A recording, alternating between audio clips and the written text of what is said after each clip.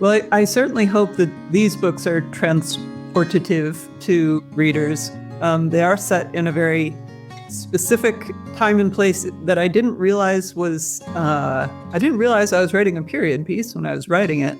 They're set in 2012, 2013. But the more I worked on them, the more I was trying to be specific to that time.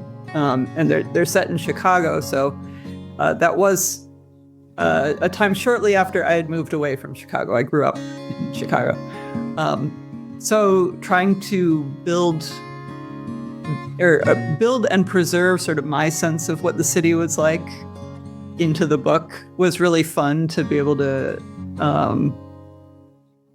capture things from my own experience, if that makes sense.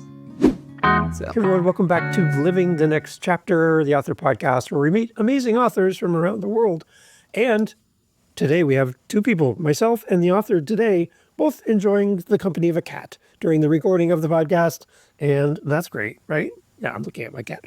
It's exciting to meet with great authors and follow their journey and learn so much about what they do and how they show up in this world.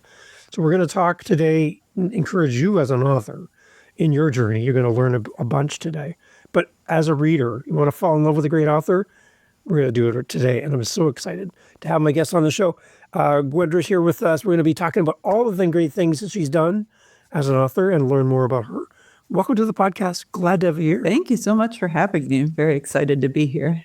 It's exciting. Tell everybody where you are, first of all, in this great big world of ours. Currently I'm living in Los Angeles, so that's where I'm hailing in from today. Beautiful. And you have snow like we do in Canada, right? In the distant mountains, we have snow, yeah. It's much better when you can drive to it and drive away from it. We're surrounded by it here in Canada, so we don't have that option, unfortunately. But yeah, your journey as an author, let's jump in right away.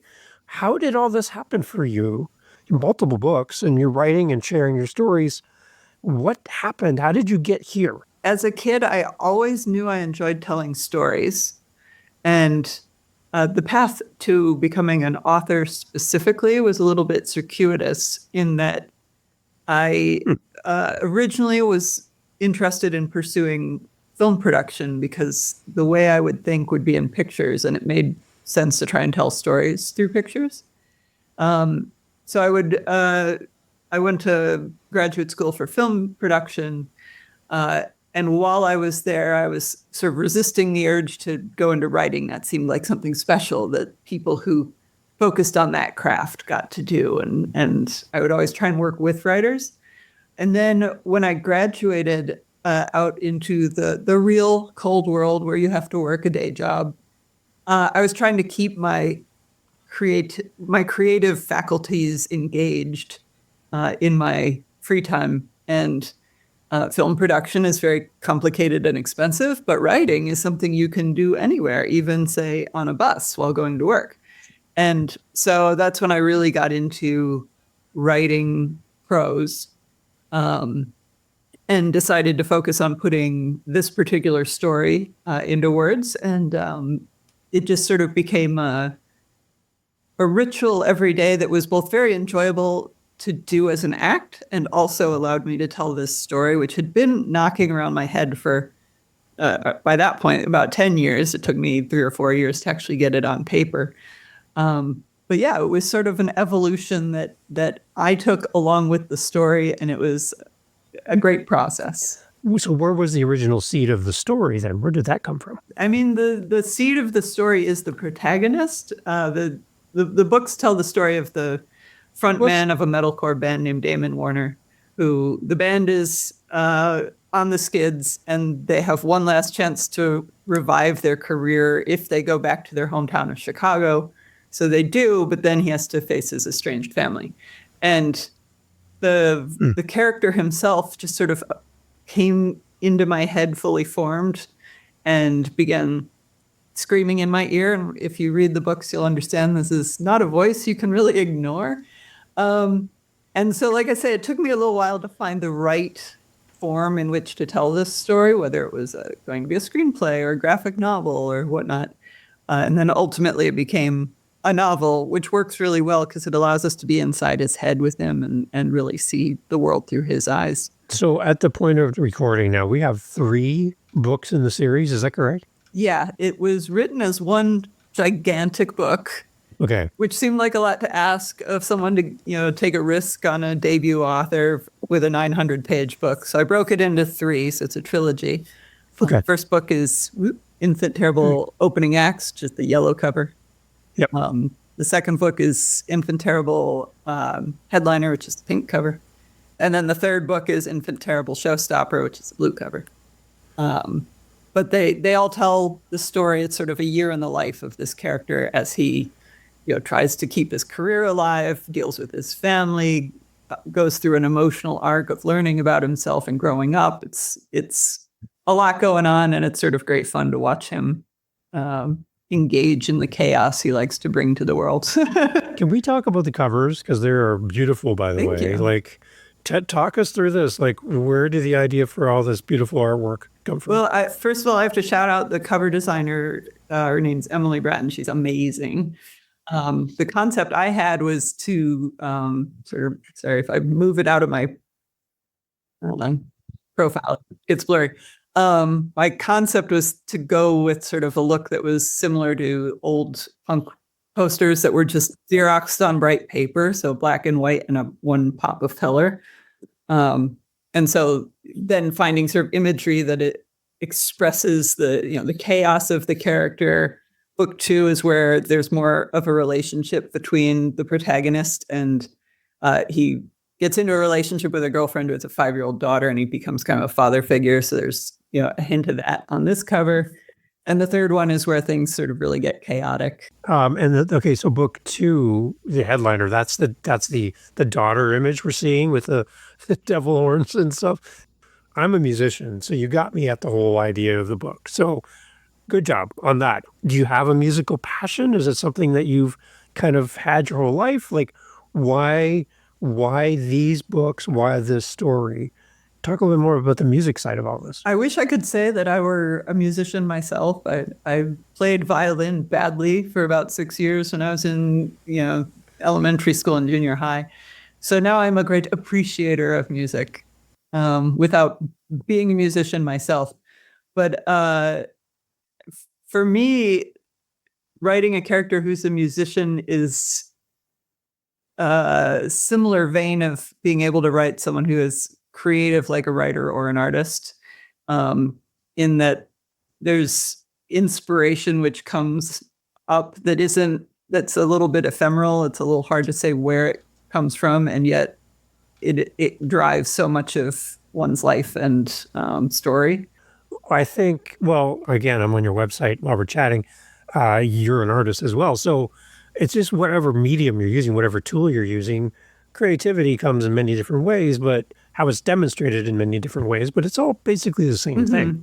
I feel like music especially too has a very strong connection with emotion, that it isn't as quantifiable as visual arts, which have sort of an image, or written arts, which have text. Like, it goes beyond that in ways that are really special. And I wish I was able to tap into that. And I admire the people who can so much.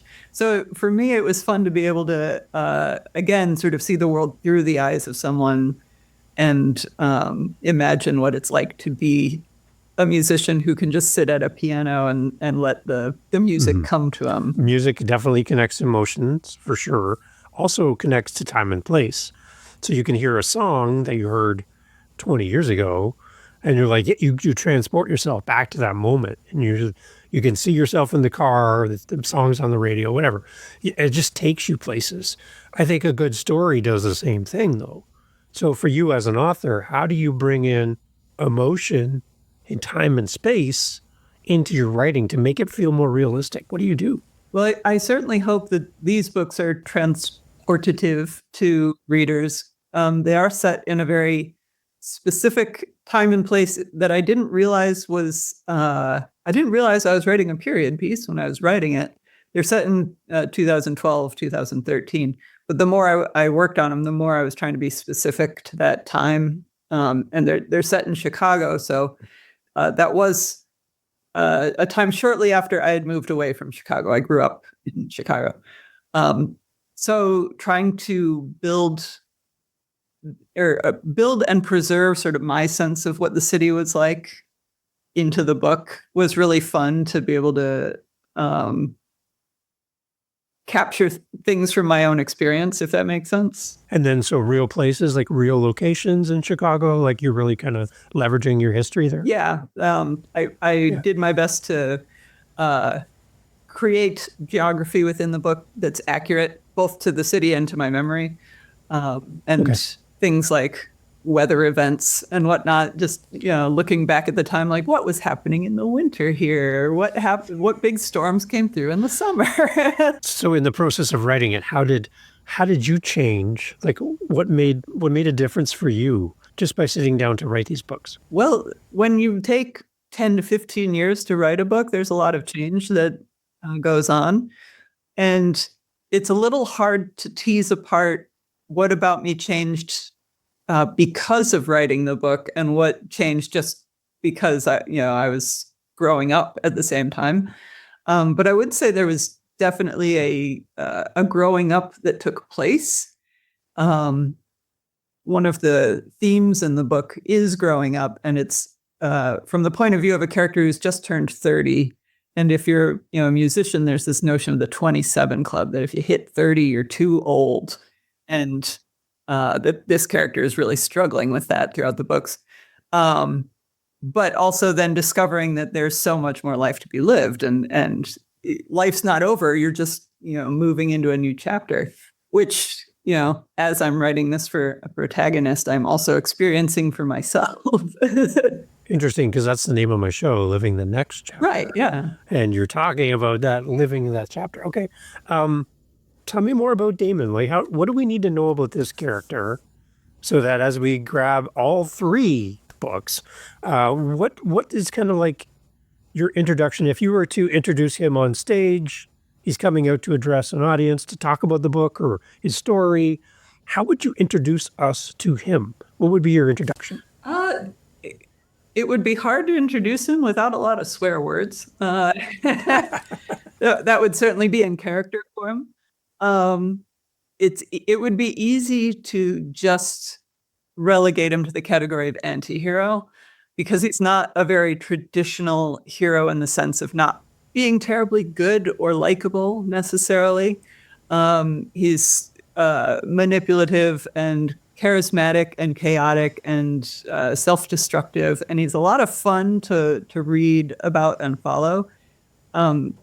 He's very incisive of a point of view to read from, but not always very constructive. But there is an emotional layer to him that has a lot of heart, which I really love. And I was so pleased that as people were reading and responding to the books, that they really resonated more with that sort of emotional core of him. I worried / expected people to read the books wanting the chaotic fun of sex, drugs, and rock and roll and this, tabloid lifestyle, and then get, annoyed that, there's this emotional stuff. But no, people have really enjoyed the emotional heart to it. And I'm so pleased, because to me, that's the more important part to the story. Well, book 2, you've kind of alluded to the fact that now he's got this young girl in his life, which is interesting. That's a different side of him, I would anticipate. Mm-hmm. But is he the type of person that we could kind of imagine would draw people to him? Like people will feel drawn to him, or do people feel like he's bigger than life? You can't reach out to him. You can't be close to him. He's just bigger than me. Like, where's the balance for him as a character? That's an interesting question. I would say my sense is that he's a person that draws people to him. He can also be larger than life, but he doesn't cultivate, or like, that's not what he doesn't put that forth as sort of an attitude necessarily. Unless he gets annoyed with someone, or someone tries to, front up against him, then he'll sort of unleash his full potential. Yeah. There's from a musical perspective, I've met a lot of singers and a lot of band members who have a persona that they put on when they go on stage. They are different, and when they come off stage, they're a completely different person. Like when they're on stage, they're loud and they're excited. They come off stage, they're quiet, they're in the corner. They don't want to see anybody, right? So it's like they have to turn on the switch and turn it off. Does Damon have that switch? A little bit, in that there are scenes where we get to follow him while he's on stage, and he describes how much more alive he feels on stage. Like he really, gains energy from this and feels like he's in tune with the universe. It's not that he's a different person when he's not on stage. He just sort of feels a little contained. But also on stage, I think he's allowed to only have to be the performer, whereas in the rest of his life, there are all these other elements that he doesn't quite know what to do with and that cause him trouble, emotional trouble and relationship trouble and just trying to get along in the world kind of trouble that he's able to shed when on stage. So it's not that he's a different person. He's just able to free himself of the things that he doesn't know how to handle. Right. Because I've seen like introverts on stage who get addicted to the admiration and the attention that they get when they're on stage. But the moment they leave, jump back on the bus or get in their car and drive away and become, quote unquote, a normal person again, then they really struggle because they're not getting that same input that they get when they're on stage and people are cheering and want to be like them and want to meet them. When they blend back into society, they lose their identity. Yeah. So I'm just wondering if there's elements of that come out in your story as well. There is a little bit where he'll describe sort of coming down off of a stage high and having to, cope with that until he can sort of level himself out again. So in book 2 then, with Headliner, does that, the young girl, is that kind of a leveling out for him? It's a chance for him to discover things about himself that he didn't know. Like it starts out where he meets the girl who's his girlfriend, and she doesn't initially tell him that she has a daughter. She keeps that private, and he ends up discovering it by accident. His sister happens to be babysitting for the daughter, and that's how he finds out. And he's like, well, why didn't you tell me? And suddenly he's confronted with this notion of being in a relationship with someone who has a child and whether or not he is going to play a part in that child's life. And he's one of those characters where from the outside you would think, the front man for a rock band is not going to be a very good parental figure, but he really does love children in an avuncular way. He likes being sort of a bad uncle, bad influence. And so he and the kid hit it off. And then sort of the more time he spends with her, the more meaningful the relationship becomes until he does sort of become a father figure.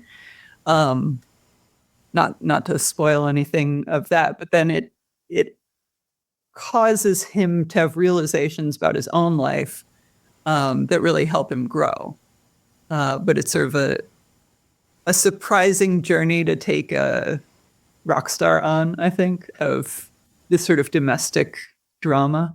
What other kind of feedback have you had from readers about the books? Like I say, people have responded really well to the emotional elements and the heart of the stories, which I really love, because I love the character so much, having spent so much time with him in my head, that it is really thrilling for me to have other people get to enjoy that same experience. Do you have anybody in your mind that Damon is loosely based on? Somebody that you have met or you know of or have heard of that you've kind of framed that character around? I don't have a specific person that I've based him on, but there are elements of a lot of musical artists and performing artists that the arc he goes through is a pretty common one of becoming really big and then sort of not spiraling out and hitting bottom and then having to, come back from that. But I wouldn't say it was based on any one specific person. But I will say that researching this introduced me to a lot of great music. So there you go. Okay. So if this band could get up on stage and play a song for you, what would be your song request from this band? Like of an existing song? Or yeah, any song that you could have them play for you. What song would you want them to play for you? That's a good question. I don't really know. Like the songs that they describe in the book, because they're also trying to write a new album throughout, and the different songs they're coming up with. There's one song they end up writing in the third book called Not My Girl, which has two sort of layers to it of, it seems like it's an unrequited love song, but there's also a layer you could understand as being sort of, a father-daughter relationship and this sense of being unable to connect with someone who's special to you. And it's really regrettable for me, not being a musical person myself, that I don't actually have the music for this song in my head. And I really wish I did. Like, I know what the emotion of it's supposed to be and a few lyrics here and there. But like, if I could hear them play that song, that would be amazing. Okay. All right. Well, there's somebody listening to this going, I'd love to help you with that. I could put some music to that. Yeah, if anyone's up for it, let me know. I would love to bring that to life. All right. Bring that. That's amazing. From Damon's character, what really draws you to the character yourself, personally? I feel like initially the reason I was so drawn to the character is that he is so bold and willing to go against the grain of the norm. In my own life, I tend to be pretty, I like staying within the lines, actually. I'm not that outwardly rebellious or, trying to break down what is. But there are times when I really wish I were a little bit more willing to, break with convention. For me, it was always very enjoyable to put my own frustrations through this character and be like, so what would he do with that? Just for sort of the enjoyment of it. I would also say, though, I love that he's both incisive enough and also emotionally connected enough to be able to make really astute observations about the world that offer a point of view that are not sort of something that would be obvious to anyone. I'm not expressing that. I was able to see the world differently because I sort of had this character in my head. That's the one thing about musicians is we get instant feedback from an audience on whether things are going well or not by their response. And there's a feedback loop that's happening. So the more the audience gets into it, the more the band gets into it, and the audience gets into it, right? And you can also find when things are not going well, people get up and start walking out. That's information, right? That's for a band or singer. That's really good feedback. So I think that we get kind of addicted to that feedback, and we want to get out and perform our new songs or share our story so that people will give us that feedback because we long for that. We want that connection with an audience. And I think that's one thing that I love about what you're doing in your books is you're kind of bringing out elements of that through this character. It's something that's common to all of us. We want to be accepted. We want to be seen. We want to have people notice us. That's what band members do. Like we don't record in a closet and then never release our music. We don't write a book and never publish it, right? We want to get our stuff out there. We want to get that feedback. So do you see a parallel with writing the books with maybe how Damon would write music? Like the fact that you want to get your stuff out there and build community around your writing, is that kind of, you see a similarity there as well? A little bit. I mean, certainly wanting to, create something creative and then share it with an audience. It is a little less, like you say, of direct feedback when you're a writer because it just takes A, so long to write something, and B, so long for someone to read it and then respond to you. But I will say to any readers out there, if you're ever meeting with an author or a writer, you can't say too many nice things about what you like in their work. Don't worry about overdoing it. But also, it's always thrilling for me when someone's willing to tell me what it was like for them to read parts of it and what really resonated and what it brought up in them, because that's a part, getting to know how a reader experiences your book is so different from the way you experience it when you're writing it. But that's a really special connection to get to make. One of the things I like to ask some of my authors when they come on, especially when they build a world around a character and you're constructing this whole world and all the people that are connected to this person, sometimes there's things about your character that you don't even know the answer to. Like you build this whole world and then there's like, well, I never actually thought about this part of their life. So if Damon was able to walk in and sit down with you and it's just the two of you and you could ask this character something you don't know the answer to, is there any question that you would have for him that you're curious about him, his character, his story, that is kind of like an unsolved piece for you as the writer? I'm not sure that unsolved is the word so much as unexplored. Like, I wish I knew more about his actual childhood and growing up. There's a meaningful life event that happens to him when he's about 13 that does play into the books. But sort of the life before that, I only have sketchy knowledge of, a sense of, without really knowing details. And it would have been great. It would be great to get to everyone always hates when someone like brings out the photo album and sits you down. We're going to look at all the slides now, but like that would be really cool to be able to do with this character. Nice. Yeah, I dread it. I have those photo albums just off camera. Yeah, if you pull those out, we're going to be talking about all kinds of stories. Yeah, I get that. So for readers, let's talk specifically to the readers. What is your love letter to a reader? They're going to start with book one, opening acts, and they're going to go all the way through the whole series. But before I open book one, I'm going to read for the first time reader. What is your message to that reader? What do you want them to walk away with from book one into the next in the series? Just you and them together. What do you want them to know about these books that would help them to really dive in right away?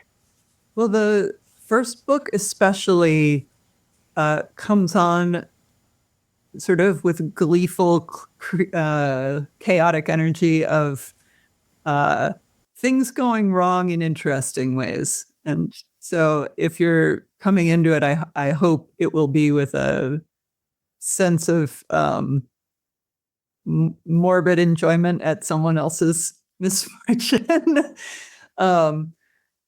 It involves a lot of this character, again, struggling to keep his career going while sort of being given the barest possible amount of things to do it with, like no money and no connections and no, which is always the basis of great comedy when you give a protagonist an insurmountable task and no resources with which to do it and then say, go.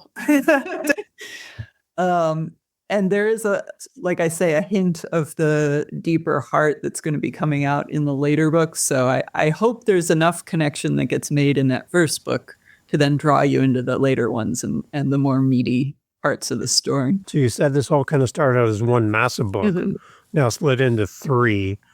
Are you happy with the results of all three as three separate standalone projects? I am. I think breaking it into three really helped me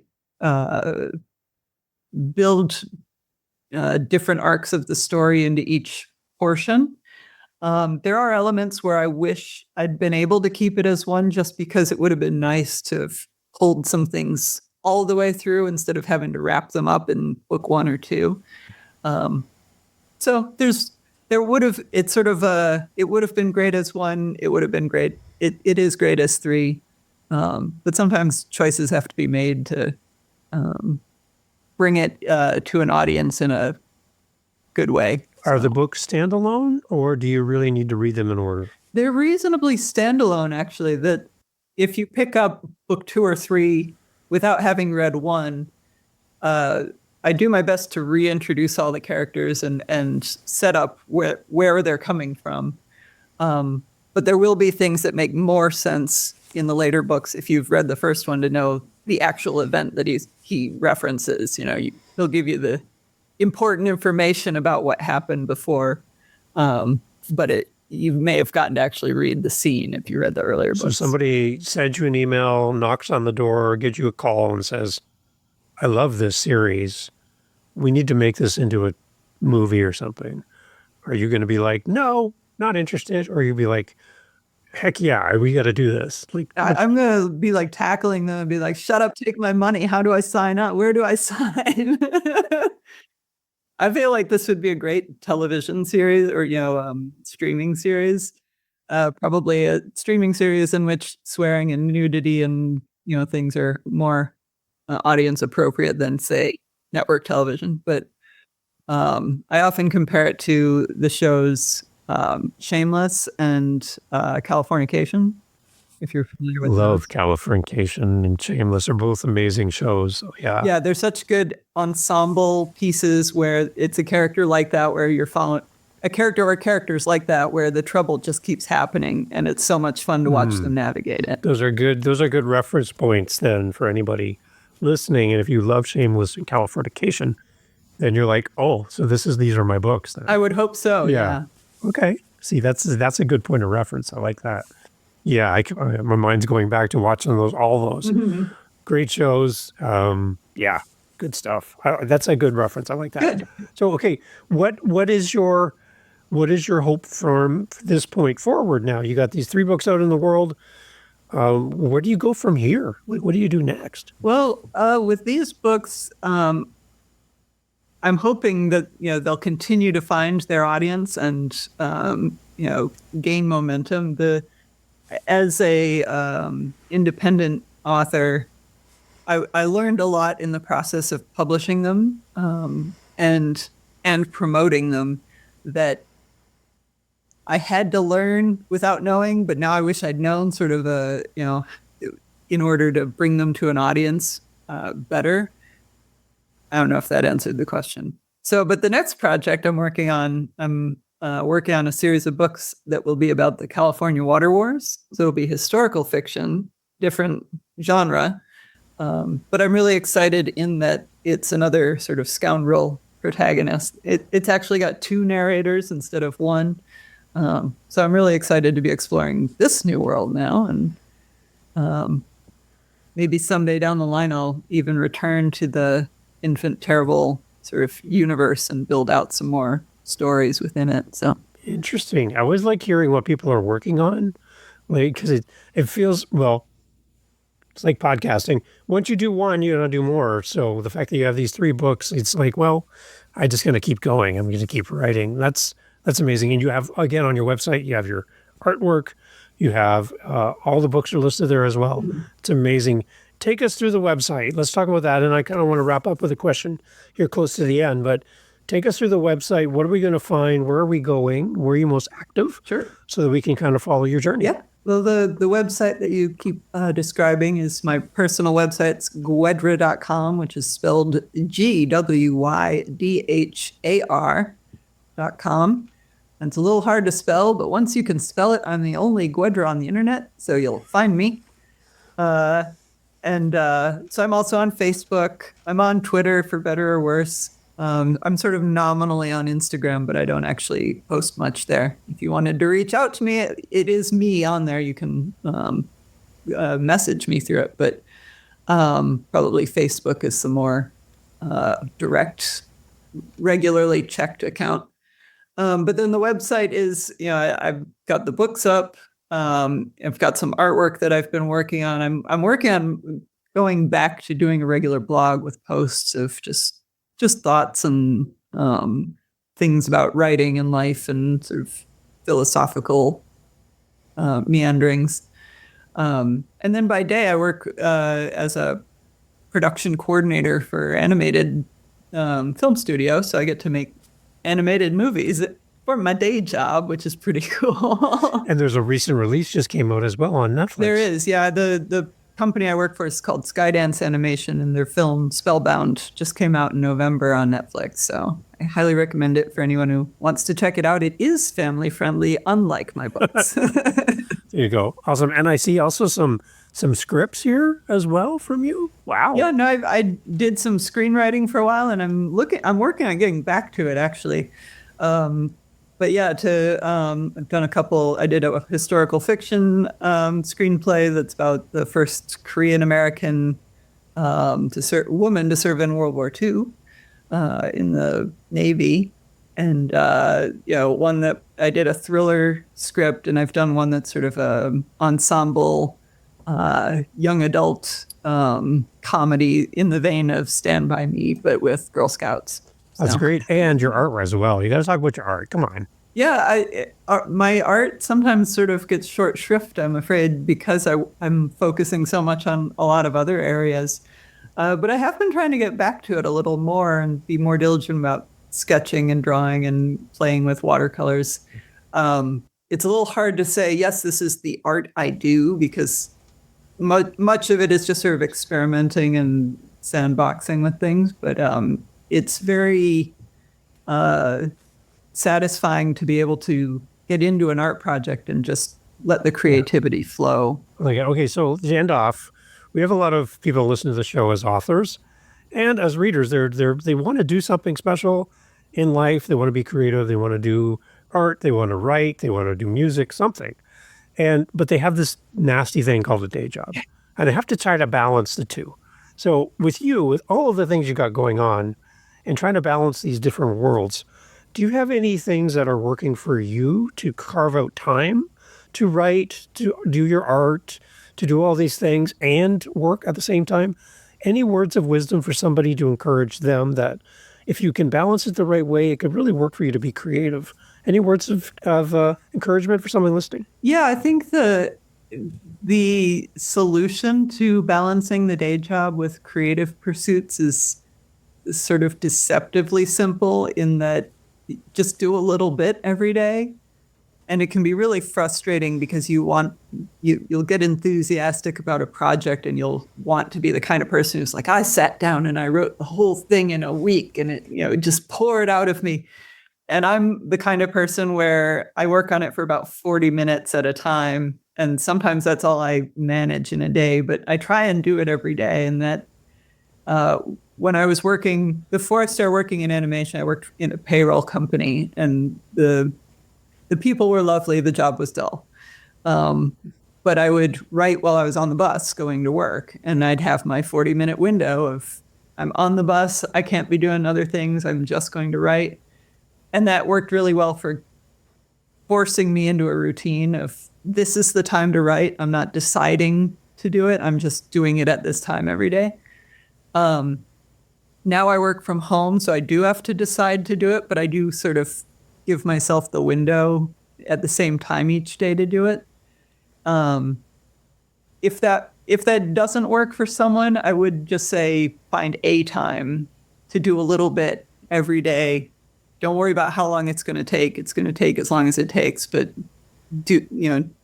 put in a little work each day, and it'll add up, and you'll eventually get there. Yeah, because I come across so many people, and they're just trying to balance those two. And sometimes our creative pursuits just get shelved because life gets in the way. Mm-hmm. But I just find that creativity just feeds everything in our lives and can help us at our job, whatever, in our relationships.